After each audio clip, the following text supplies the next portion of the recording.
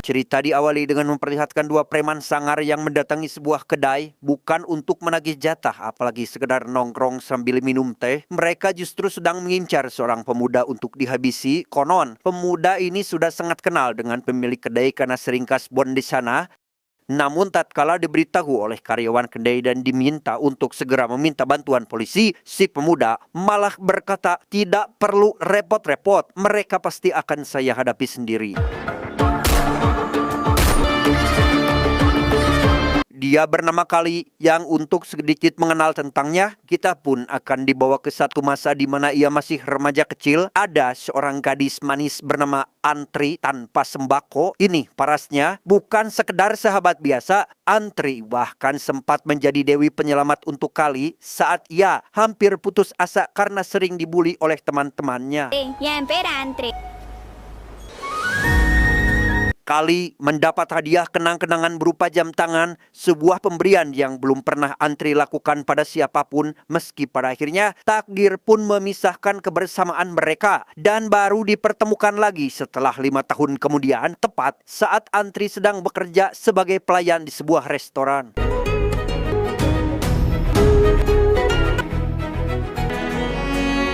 Dan inilah Antri sekarang, betapa ia merasa terharu saat mengetahui Kali telah pulang dari perantauan membawa sekuntum bunga mawar berikut sebingkai foto kebersamaan mereka di masa lalu, sekaligus menjadi bukti bahwa Kali masih menganggap Antri seperti sosok yang ia kenal dahulu.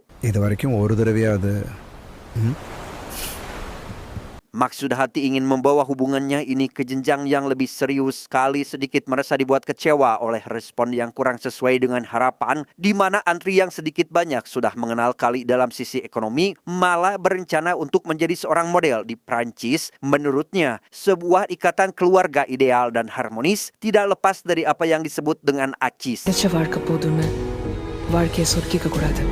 Sadar jika Antri sekarang sudah berubah menjadi sosok pribadi yang materialistis, Kali pun pergi membawa serta kekecewaan yang bukan kepalang dengan langkah gontai yang tak tentu arah, tepat di sebuah ruas jalan raya yang saat itu sedang melintasinya. Tiba-tiba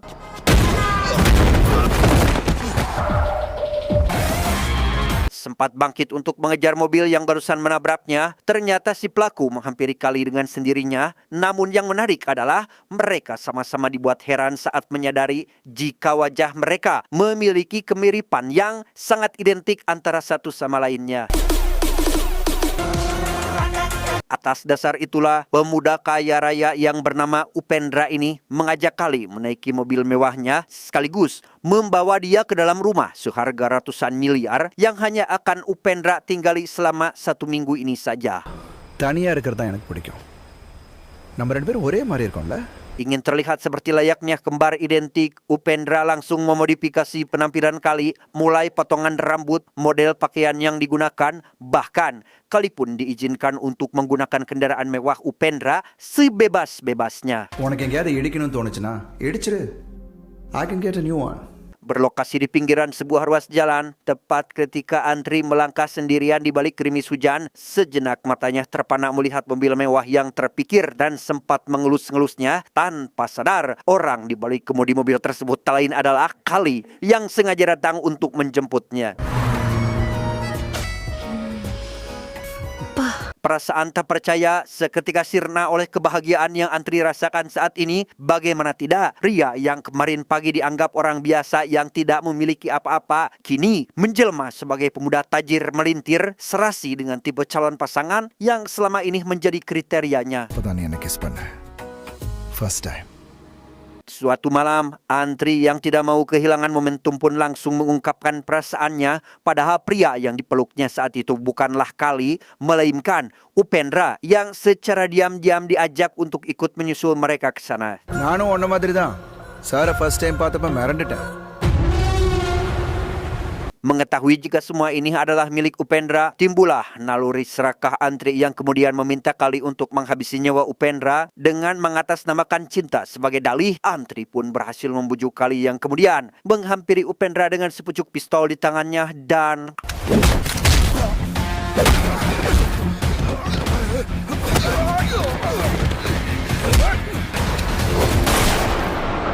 Naas, perlawanan yang sempat Upendra lakukan tidak cukup untuk menghentikan upaya pembunuhan terhadap dirinya, yang setelah ia benar-benar tewas, Kali dan Antri pun lekas membawa jasad Upendra ke sebuah sungai untuk dijadikan santapan makan malam para buaya air asin.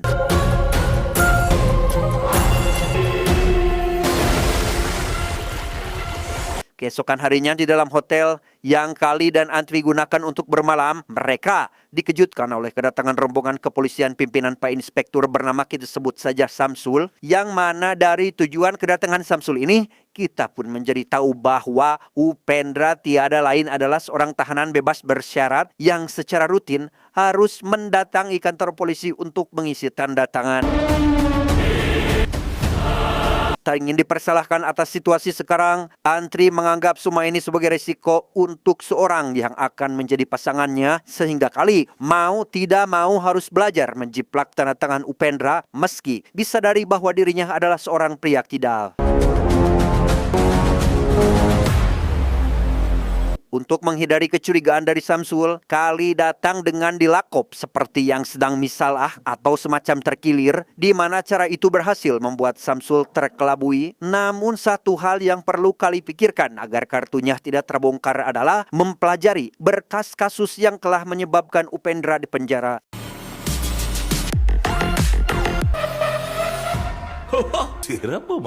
Itu kita case kata கொடுக்க போறான்.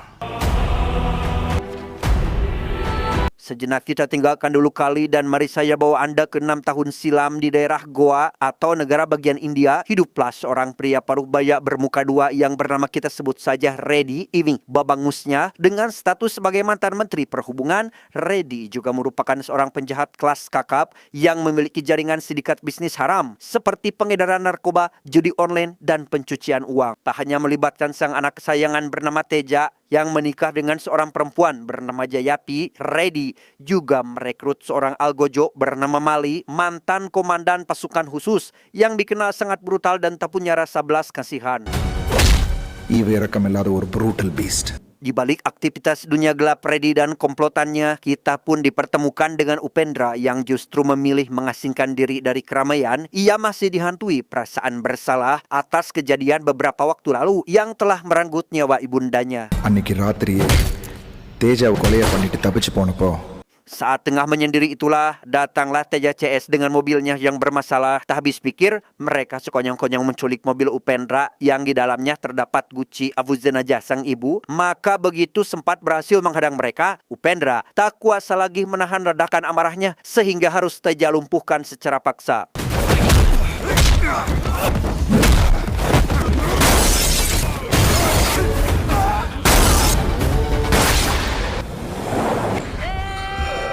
Alhasil, Teja membawa mobil itu ke sebuah gudang penghancuran mobil-mobil bekas. Merasa jika mobil yang Teja serahkan adalah mobil hasil curian, si bos pun meminta seseorang untuk memeriksa kalau-kalau masih ada petunjuk tentang pemiliknya. Yang ketika menemukan foto Upendra, seketika si bos menyuruh Teja mengembalikan mobilnya karena si bos tahu betul siapa Upendra, yakni seorang hitman terkenal berbahaya yang siapapun tidak ingin berurusan dengannya.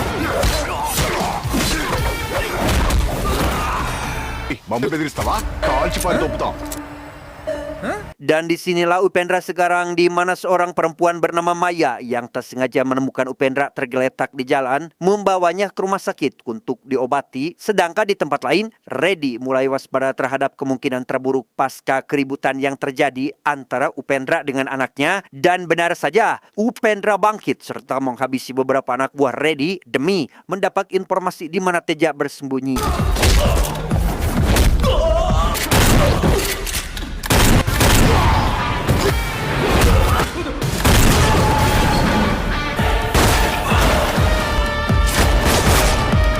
Tepat di hari ulang tahun Jayanti yang di situ Teja pun menyempatkan pulang untuk merayakannya. Namun sungguh naas, jangankan ada sempat untuk tiup lilin apalagi potong kue, Teja malah mendapat ancaman dari Upendra yang tiba-tiba muncul untuk menagih guci abu jenazah ibundanya.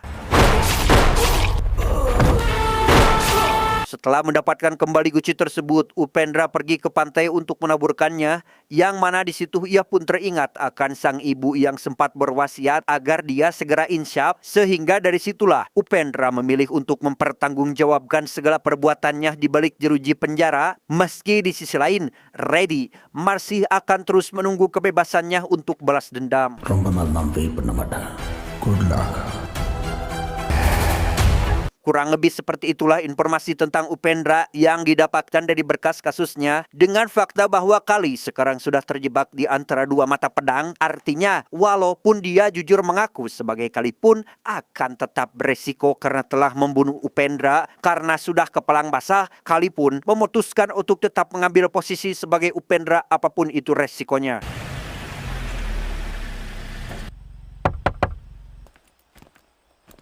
Merasa jika Upendra memiliki keterkaitan dengan Maya, saat itu juga Kali pergi untuk menemui Maya yang tak sedikit pun merasa curiga dengan siapa dia sedang berbicara. Bahkan, ia tak segan-segan membahas sebuah rahasia di mana faktanya Upendra telah merencanakan aksi pembunuhan terhadap Kali untuk kemudian kabur ke luar negeri dengan menggunakan identitasnya. Itu പിടിക്കും. നീ കേട്ട് താലിയും. Dikira bahwa Kali yang dimaksud sudah terbunuh dan merasa yakin jika orang yang dihadapannya adalah Upendra, Maya optimis bahwa rencana pelariannya akan berjalan lancar, apalagi didukung dengan bekal berupa gepokan mata uang dolar dalam bagasi mobil yang sudah Maya siapkan di area parkir sebuah pelabuhan. അതെടുത്തിട്ട് നാളേക്ക് നേപ്പാൾ കാറിൽ ബൈറോഡ് പോറോം. Sementara Maya pergi ke kamar mandi, Kali lantas menghampiri antri yang sedari tadi mengintip dari belakang. Mendengar urusan uang, maka yang terlintas di kepala si antri hanya ingin segera memilikinya saja. Padahal untuk Kali sendiri, ia justru sedang khawatir jika identitas asli dirinya terbongkar. അവന്റെ സാധനങ്ങൾ ആരും തൊടുന്നത് എനിക്ക്. പേരെന്താ? Di saat yang sama di kantor polisi, Mali alias si Algojo datang membawa laporan terkait adanya isu bahwa Upendra telah tewas terbunuh, yang karena laporan tersebut ada implik-implik amplopnya. Samsul langsung pergi untuk memastikan kebenarannya dengan menemui seorang nenek lanjut usia yang dimana antri tinggal bersamanya. Night டியூட்டியா? Lewat sebuah foto yang terpajang di kamar antri, Samsul menanyakan nama pria yang ada pada foto tersebut. Namun si nenek dengan tegas menjawab jika pria yang dimaksud adalah calon suami antri cucunya yang bernama Upendra. இந்த ஃபோட்டோவை பார்த்தா Tak berhenti di situ, Samsul lantas mendatangi studio tempat foto tadi dibuat, serta meminta konfirmasi dari pihak lapas tempat Upendra dulu ditahan, termasuk menghubungi Maya untuk berbicara langsung dengan Upendra, yang begitu nama antri disebut akan menikah dengan Upendra. Maya langsung menutup telepon itu sambil mengatakan bahwa Upendra adalah suaminya. വന്ന് കൊന്നുകളയും. വെക്കടാ. Sejak saat itu, Maya yang masih mengira jika Kali adalah Upendra, akhirnya menyadari dua hal yang tidak dimiliki oleh Upendra, yakni tato nama antri dan kondisi kaki kanannya yang terlihat masih utuh, di mana kedua fakta tersebut sudah cukup membuat Maya yakin jika yang sejatinya terbunuh bukanlah Kali, melainkan suaminya sendiri.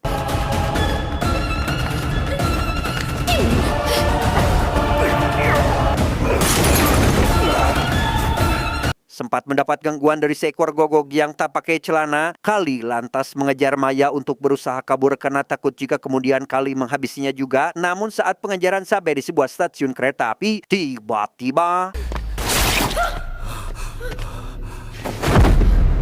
naas, Maya pun meregang nyawa di tangan Mali CS yang diam-diam mendatangi alamat rumahnya lewat petunjuk Samsul. Tanpa sadar, rupanya masih ada anjing peliharaan Maya yang tiba-tiba menyerang mereka dan beres mengatasi anjingnya, Mali langsung duduk manis sambil lajo para antek-anteknya saat mengeroyoki Kali ramai-ramai. Namun inilah yang terjadi.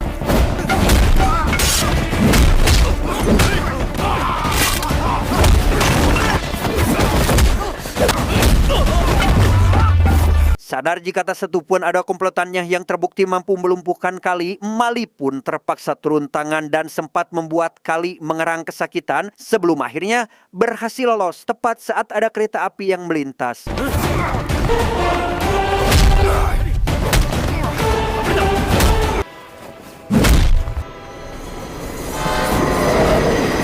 Berlokasi di area pelabuhan, sebuah pertemuan darurat antara Redi CS dengan Samsul pun dilakukan. Mereka membahas tentang Maya dan persiapannya untuk pelarian Upendra yang menggunakan identitas Kali, hingga terungkaplah adanya sebuah mobil berisi uang yang telah Maya siapkan di parkiran pelabuhan Chennai. Menurut Samsul, Kali dipastikan akan pergi ke sana atas tuntutan dari si Antri yang dikenal mata duitan tersebut. Seal the city, kill her and bring him. Dan benar saja, rupanya Kali dan Antri sudah berada di Chennai serta berhasil menemukan mobil yang ditargetkan. Namun baru saja mereka hendak akan mengambil uangnya, tiba-tiba Mali CS datang untuk menggagalkan rencana mereka dan langsung mengawali serangan lewat tangannya sendiri.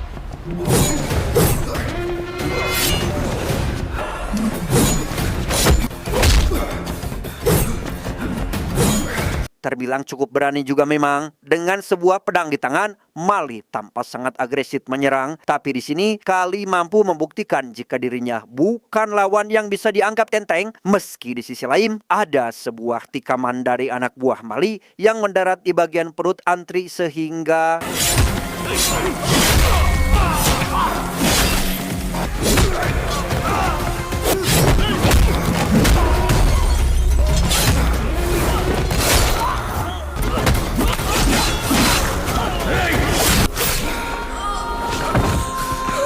tanpa menghiraukan Mali yang masih terjebak di dalam sebuah mobil tahan peluru, Antri yang terluka parah pun dibawa pergi mencari tempat aman. Karena takut kehabisan banyak darah, Kali terpaksa harus mampir ke rumah sakit untuk membeli obat. Tanpa sadar, petugas di sana sudah bekerja sama dengan Samsul yang kemudian mengirim pasukan untuk aksi penangkapan.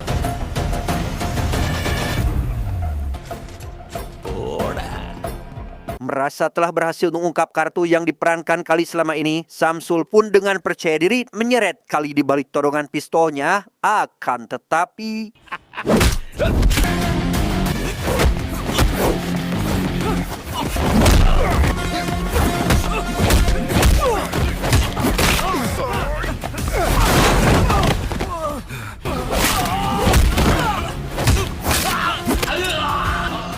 setelah berjuang susah payah menghindari upaya penangkapan Samsul CS, Kali malah harus nepak hulu saat mengetahui bahwa Antri telah membawa kabur mobilnya, yang mana menurut isi surat yang dititipkan pada si teteh tukang parkir, Antri lebih memilih menjauh dari bahaya yang sedang mengincar Kali daripada harus kehilangan uangnya cuma-cuma. Dan disinilah Antri sekarang. Sebelum menuju bandara, dia menyempatkan untuk menanyakan keadaan neneknya terlebih dahulu. Dan betapa terpukulnya ia saat mendapat kabar jika sang nenek telah tewas karena dibunuh. Namun yang lebih mengejutkan lagi adalah ketika bebemuk si Samsul tiba-tiba sudah cumpaguk di sampingnya. Di saat yang sama di tempat lain, di mana Kali pun akhirnya ditangkap oleh Mali CS yang kemudian membawanya ke sebuah gedung atas perintah dari bos Redi, lalu menghukumnya secara kejam, persis di hadapan mata kepala Antri itu sendiri. Sejak awal penyiksaan, Kali sudah mengaku jika dia telah melenyapkan nyawa Upendra, tapi tak seorang pun mau mempercayainya. Bagaimana tidak, gagalnya 5 kali percobaan pembunuhan terhadap Upendra saat masih di penjara membuat Redi sampai putus asa sehingga memilih cara mengorbankan uang banyak demi menebus kebebasannya. Masih ragu dengan apa yang terjadi karena mana mungkin Kali bisa menghabisi pembunuh bayaran tingkat profesional, maka bos Redi pun akan mencoba menguji kebenarannya. Dia lantas menuju sebuah spot sungai yang dikenal sebagai Sarang Buaya, sekaligus tempat di mana jasad Upendra telah dibuang, yang jika terbukti tidak benar, maka nyawa si Antri sendirilah yang akan menjadi taruhannya. Dan inilah sungai yang dimaksud. Pencarian pun dilakukan demi memastikan kalau masih ada tulang cungcurungan Upendra yang masih tersisa untuk dijadikan bukti. Namun karena saking banyaknya sakarang buaya yang sedang mencari mangsa, maka sebagai tumbalnya, Antri disiapkan untuk dijadikan santapan para sakarang buaya tersebut. Sementara untuk Kali yang dibiarkan tergeletak begitu saja di dalam gudang tadi, dihampiri oleh Samsul yang lagi-lagi mendesak kejujuran Kali tentang Upendra yang sebenarnya. Tepat saat interogasi baru saja dimulai, Tiba-tiba ada telepon dari Biro Intelijen Pusat terkait jejak kriminal Kali berdasarkan sidik jari yang Samsul kirimkan sebelumnya. Dan ternyata Kali memiliki nama asli John Brapo yang tiada lain adalah seorang master plan dari berbagai organisasi kriminal terbesar dunia. Karena hampir tidak ada yang mengetahui identitas asli dan cerita tentang kehidupannya, John sempat menjadi buronan Interpol dan PBB paling nomor 1, padahal di balik aksi kriminal yang mendunia terdapat sebuah misi rahasia untuk melumpuhkan organisasi tersebut. Adapun terkait sidik jari yang diminta hanyalah untuk mengkonfirmasi keberadaan John saat ini. John Bravo, the merchant of death. Ullu Rowdy Upendra Patina Pes. Masalahnya sekarang adalah Samsul telah mengusik kehidupan John Brapo yang karena saking berbahayanya dia, jangankan hanya 1 atau 2 personil polisi saja, bahkan jika ditambah dengan 1 batalion sekaligus pun tidak akan mampu menghentikan kebrutalannya.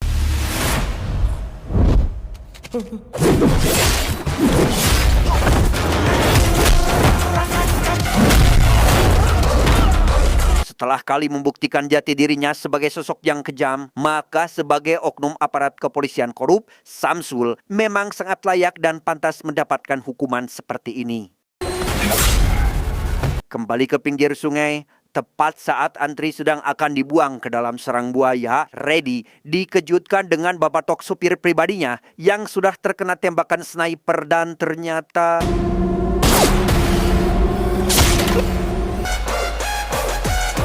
Entah dari mana arah datangnya tembakan, sehingga mobil tanpa sopir tadi ujug-ujug melaju dengan sendirinya, yang ketika seorang pria memberanikan diri untuk menetralisir ancaman di dalamnya, tiba-tiba... Dan ya, rupanya Kali muncul dari balik kobaran api bekas ledakan. Alih-alih dapat dilumpuhkan, Kali justru malah dengan mudah menumbangkan mereka satu persatu dengan beringas dan tanpa ampun laksana sang dewa kematian.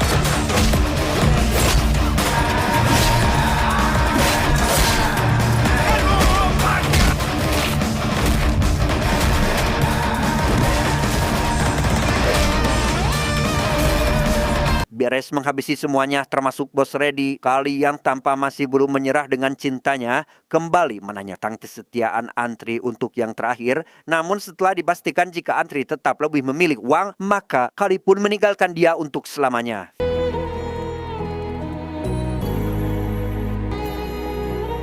Kembali pada 2 preman di awal film tadi, mereka tak lain adalah orang suruhan Jayanti, di mana kesalahan fatal mereka saat ini adalah terlalu menganggap remeh Kali, sehingga efek brutal Kali pun akhirnya dirasakan oleh si Jayanti itu sendiri.